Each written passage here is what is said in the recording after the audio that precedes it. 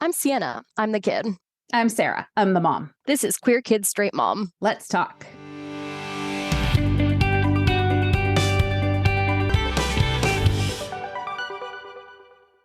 Welcome back to Queer Kids Straight Mom.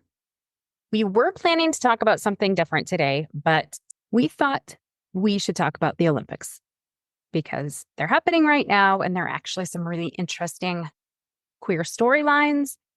And I don't know, Sienna, can you think of anything that has happened in the Olympics that is related to our show that might be worth talking about? Yeah, so you see, this was actually going to be like a cute little light, fluffy episode about like, oh, look how many queer people there are in the Olympics. But we can't have anything nice. So we're going to go there. I guess let's start, though, on that lighter note. You've read a lot about some of the LGBTQ plus athletes that are competing in the Olympics this year. Any favorite stories, notable characters? yeah, so this is funny because it's going to be a really boxing heavy episode, despite the fact that I know very little about boxing. You know very little about boxing. I don't particularly care about boxing, but a lot of the most interesting stories I feel are in boxing. So one interesting one is boxer in the Olympics is Cindy Ngamba, who is from Cameroon. However, she's actually competing for the Olympic refugee team for reasons of it is illegal to be gay in Cameroon, which is hilarious to me because, you know, she's an Olympic level boxer. She's a 3-time English national boxing champion. And so, you know, Cameroon could have had an Olympic medal contender, but instead they chose homophobia. Whoops. But Cindy Ngamba won her first round. She's competing in the women's 75 kilogram category. So in the preliminary round of 16, she won that round, which is pretty cool. Nice. Also have another boxer. Turns out there are a lot of queer boxers. Who would have guessed? But we also have Hergy Basiadan, who is a Filipino boxer, also competing in the women's 75 kilogram category. However, Basiadan is actually a transgender man, not to be confused with a transgender woman. He was assigned female at birth and identifies as male. However, he's not on testosterone or anything, any kind of medication, which means that he is still eligible to compete in the women's division. This one's particularly funny to me because he won the 2023 World Championship in women's Vô Việt Nam, a Vietnamese martial art that combines elements of boxing, judo, and wushu, after which the Russian team asked for his win to be nullified because he's a man. Mind when we get into our later discussion, because I think it will illustrate some real hypocrisy.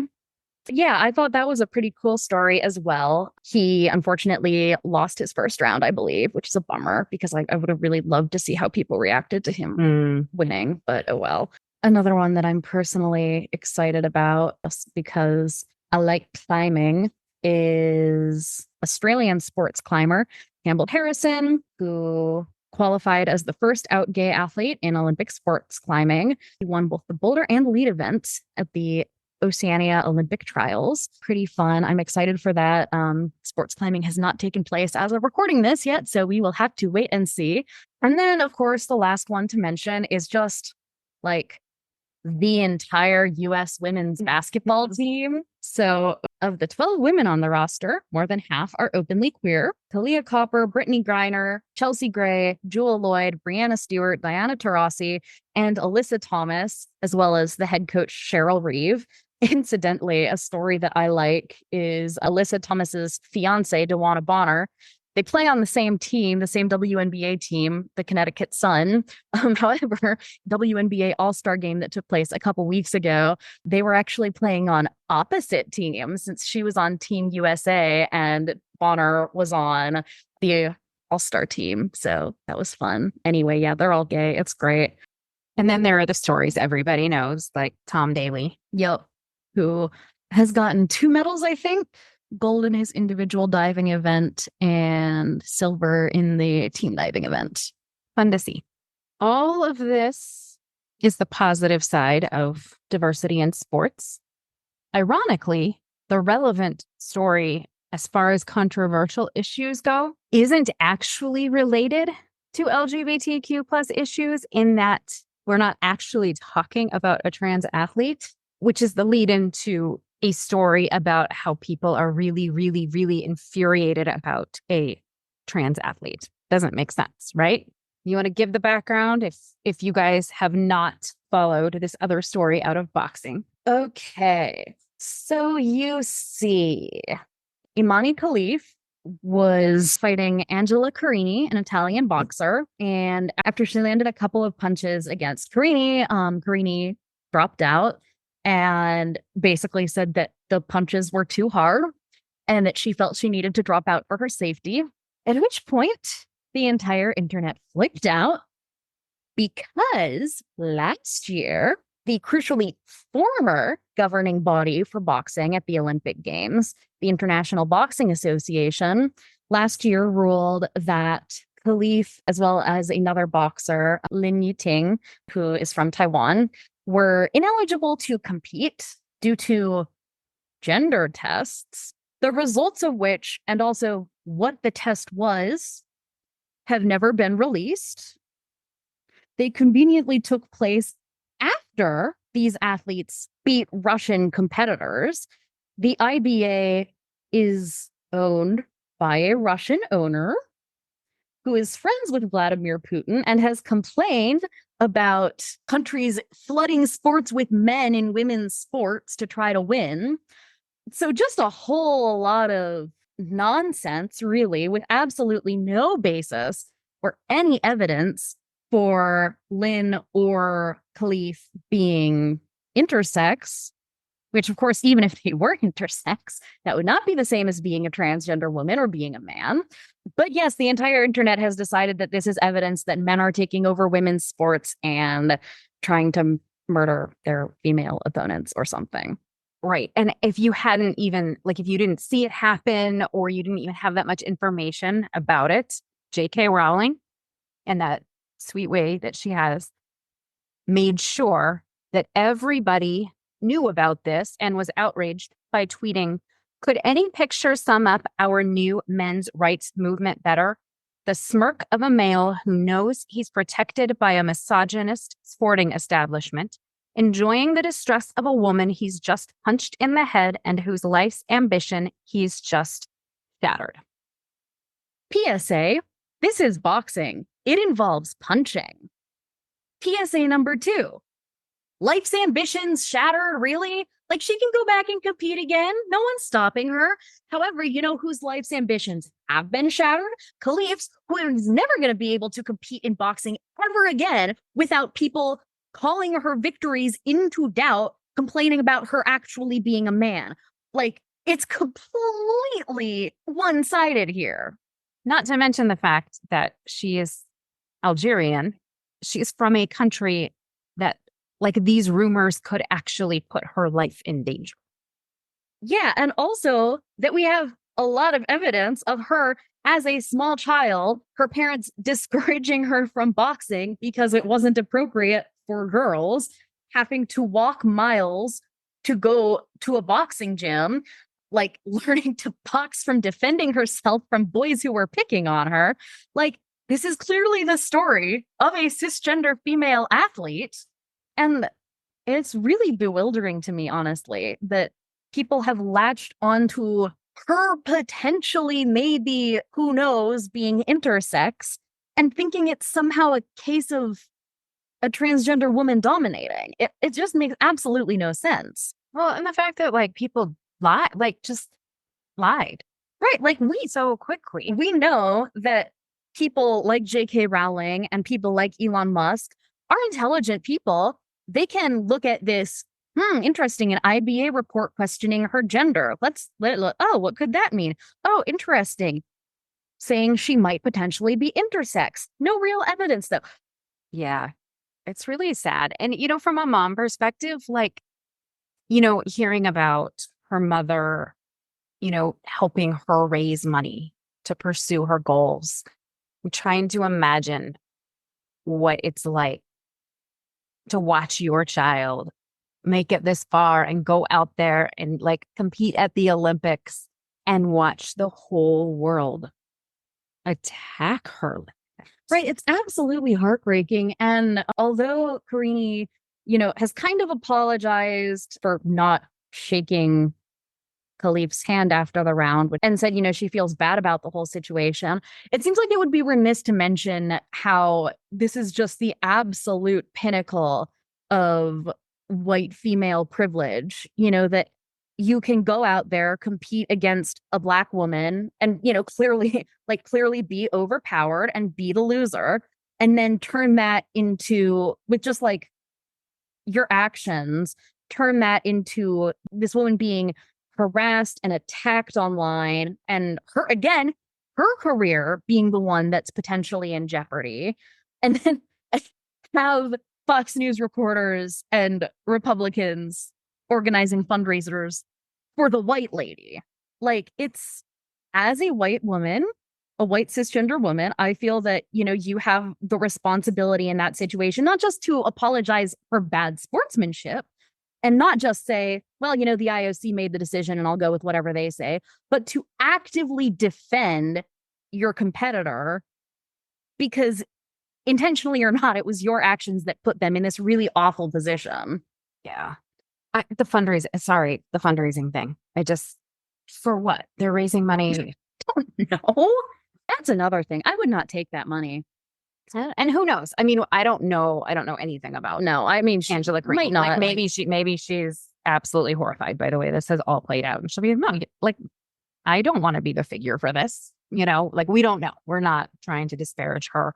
We are not going to make up a bunch of horrible things about somebody we don't know.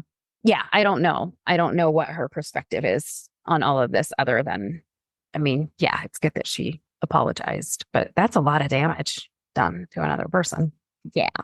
And also, I feel like there are so many different things going on here, right? You have the question of transgender women's competing in sports, which is one question. I personally am of the opinion that if you are a woman, you should be allowed to compete in women's sports. But that is a fundamentally different question. I mean, kind of, to an extent. That is a different question than should cisgender women with, say, elevated testosterone levels be allowed to compete in women's sports, which I don't even know why there's a question about that. Like, lots of athletes have elevated levels of various natural chemicals that make your body perform better.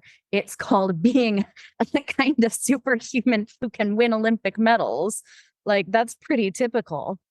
So the fact that we are trying to say that cisgender women with natural biological advantages should be banned is also absurd.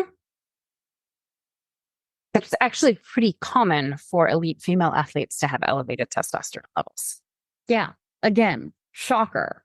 And if that is the rule that you want to follow, then maybe we classify people not by sex, but by testosterone levels.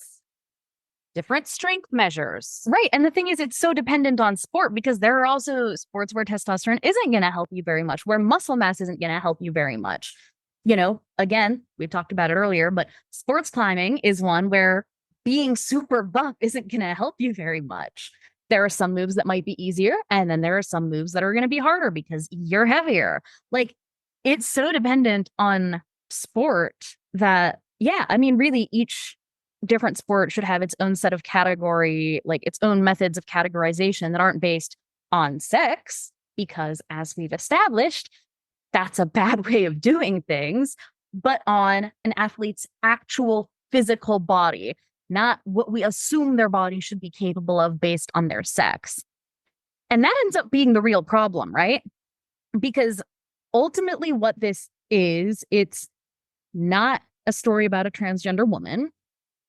We don't know if it's a story about an intersex woman, but what it's really about is the fact that you can have a woman competing at a high level, performing beyond what largely men deem is appropriate for her to do, and using this panic over trans women's competition as cover for their misogyny.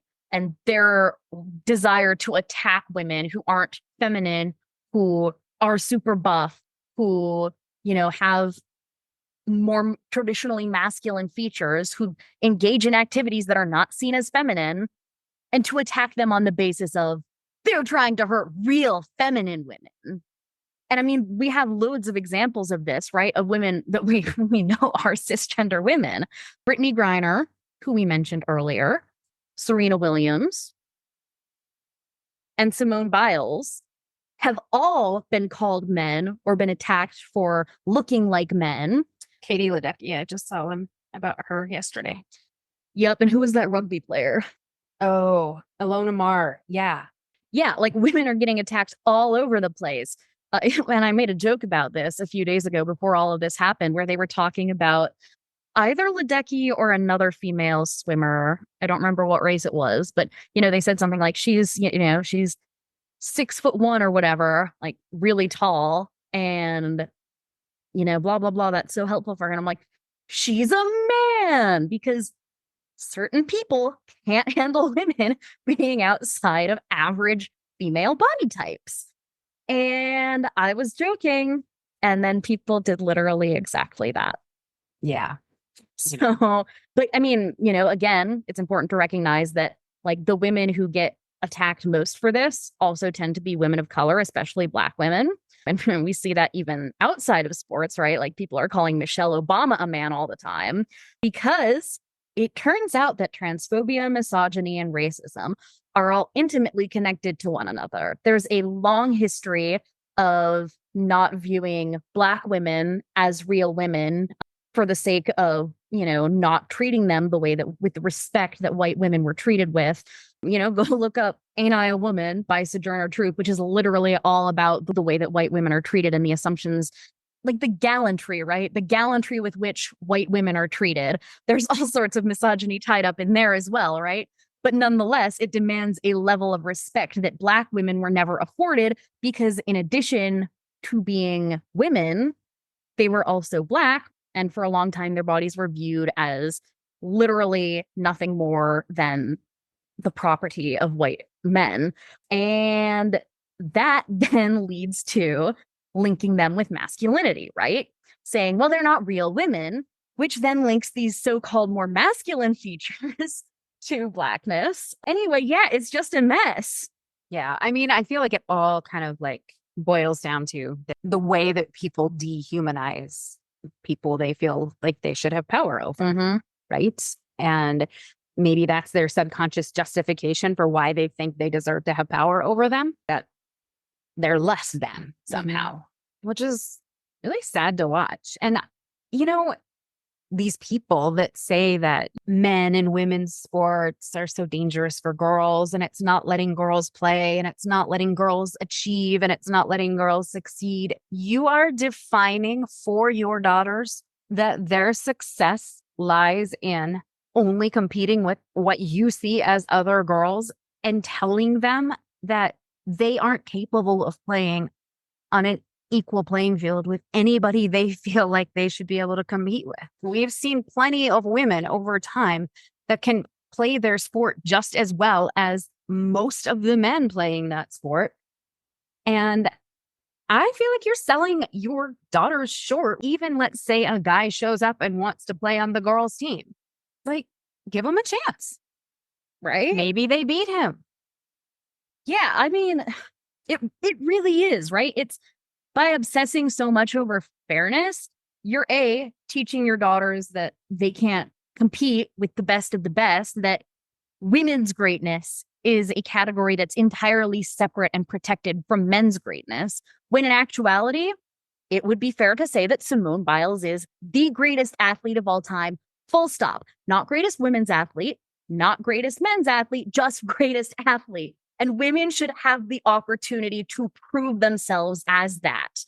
Also, just teaching your daughters to have a bad attitude and to assume that if anyone ever beats them, they must be cheating. Like, what does that sound like? If you look at Riley Gaines, like throwing this huge temper tantrum about Leah Thomas, the trans swimmer from Penn, but she was what? She was in 5th place Like, she wasn't going to win. Even if Leah Thomas hadn't been there, she wasn't going to win. She has done an impressive job of putting herself out there as she's gotten a lot more publicity for this than she would have gotten for swimming. So I guess that is opportunism right there. Yeah. I mean, like you said, you're teaching your kids to say it's because that person. And the funny thing about that to me is this is the same crowd that like hates everybody gets a trophy, right? That loves pull yourself by your bootstraps. But they want their kids to be the ones that are like, well, I just couldn't because of what that person did. That is not a consistent message. That is not a consistent mentality. If you believe your kids should pull themselves up by their bootstraps and work hard and not blame other people when they don't do well enough, then stick with that. And by the way, no truly elite, like Olympic medal winning athlete is going to have that attitude, even if they are hopelessly outmatched, even if they're competing against someone they never had a hope of beating, right? Do you think that people are showing up to Olympics against Simone Biles and being like, I'm not even going to try because like she's too good. It's not even fair. I give up. Well, and I mean, even so, obviously, like she is incredibly gifted genetically. When I was watching the gymnastics finals yesterday, there was a point where Simone Biles on the bars, I'm sorry, I don't understand how gymnastics work enough to explain this properly, but she had to like bend her knees and swing on that lower bar to like sort of regain control. And they said most gymnasts would not have been able to do that without their feet brushing the ground. She could because she's that short. That's an advantage, right? There's such a long list of ways people were born that make them better at competing at their sports than other people. It's weird. What it is weird to focus so much on people's potential sex characteristics. Also, it comes from Nazis, apparently. There is this historian who wrote a book called Olympians, Fascism, Queerness, and the Making of Modern Sports, Michael Waters, who, wrote an entire book about how sex testing in the Olympics really began in 1936 because Nazis really liked eugenics and were concerned about proper gender roles. Well, that tracks. So yeah, let's not be Nazis, maybe. And the thing that I think like so many people don't understand, don't know, don't bother to learn is that you don't get to just show up and compete. All sports organizations have a list that you have to adhere to. Like you have to have gone through steps. You have to have been on hormone treatment for this long. You have to, like you're not just putting on a skirt and showing up at the girls' practice.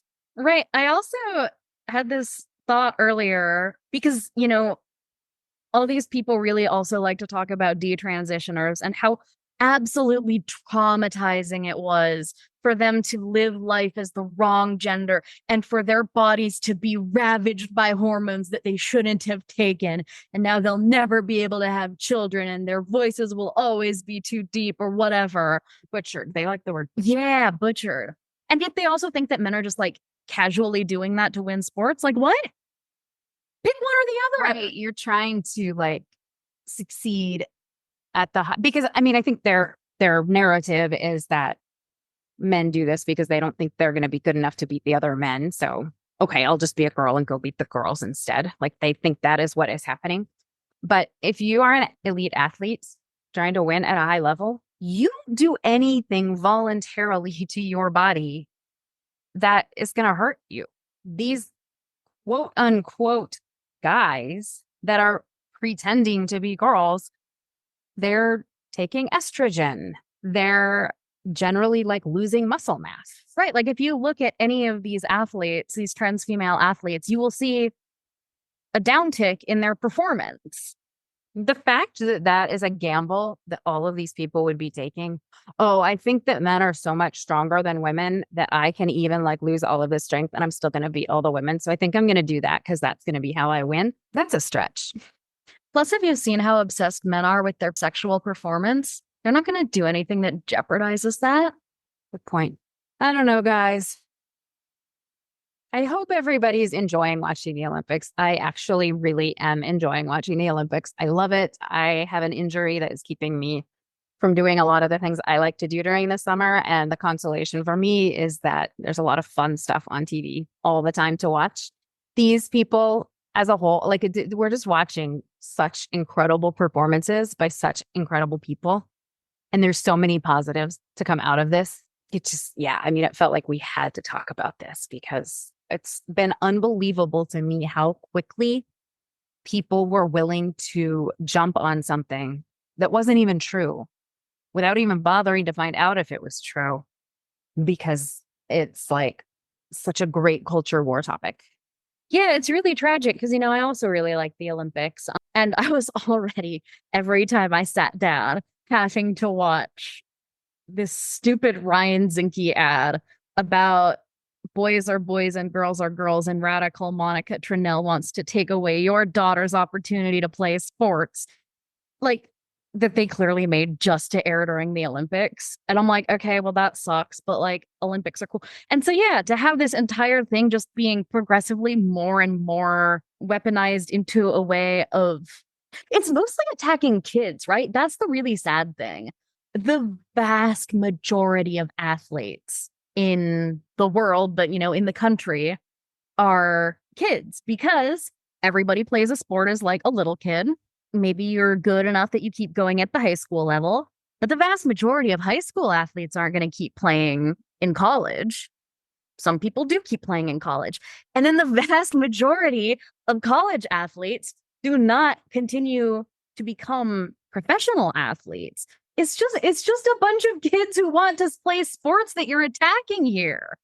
Kids. And I mean, in this case, the spectacular irony is under the guise of protecting women, you are attacking, belittling, demeaning, and putting in danger a woman. Mm-hmm. And also chilling effect, right? You're telling girls, like, if you behave too much like a boy, if you look too much like a boy, if you talk too much like a boy, if you do too well, we're going to make a doctor look at your vagina. It's creepy. It's weird. Like, no one wants to play sports under those conditions. So not only are you denying trans kids the benefits of playing sports as youth, which, I think we've talked about in previous episodes, are multitudinous, you're denying them to cis girls too. It's just sad. It's sad. And it's counterproductive. And just grow up and just enjoy watching people do what they love, that they were meant to do, and be happy for them that they get to do that. I don't know. On that note, enjoy the Olympics. Hopefully we'll turn down the personal drama and just have sports drama because sports drama is fun. And then next time we actually will have the episode that we have planned for today, which is talking about other countries and how safe and friendly they are to LGBTQ plus residents, which I guess is also sort of related to the Olympics. And that, sometimes, as we were talking about earlier with the boxer not competing for Cameroon, like sometimes those things are relevant. And just remember, Team LGBTQ in the Olympics has more medals than any country that criminalizes being queer. There it is, folks. Gay wins, homophobia does not. And on that note, be nice. Just be nice. We'll catch you next time. Bye. If you found this podcast helpful, interesting, or just mildly amusing, please consider rating and reviewing us on your podcasting platform of choice. It really helps us to get the word out there and spread this information as far as we can. And as always, check out our website at queerkidsstraightmom.com or visit us on Facebook, Queer Kid Straight Mom, Instagram at queerkid.straightmom, or Twitter at queerkidstr, the number 8 mom.